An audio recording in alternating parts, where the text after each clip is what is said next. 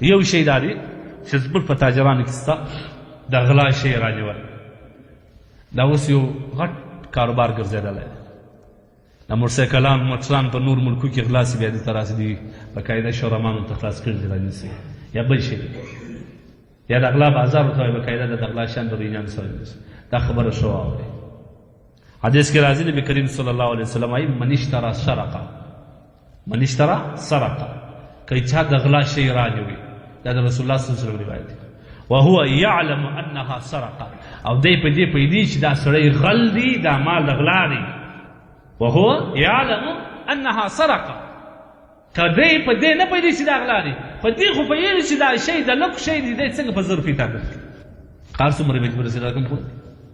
وهو يعلم انها سرقه دی په دې پوهېدي چې دا شی د غلا کې فقد اشترك في سرقها دی په دا غلا کې ورسره شریک سو او واثمها او د دې غلا په ګناه کې دی ورسره شریک سو دا شی پرېږدي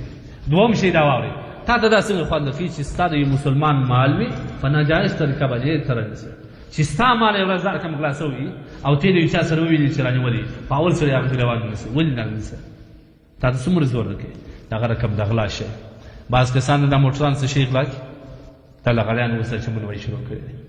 په پارسل کې چاکو وایي چې دی ورته نیولې بیا راسي دا برای هر شی دا به په کم قیمت باندې خرڅوي ما درته وویل په حلال روزګار کې به ډېر احتیاط کوئ 10 روپۍ شی ګران رانیسه خوند به دې 10 ورځې په خوله کې عبادت به دې عبادت وي د بچانو اصلاح به دې بچان وي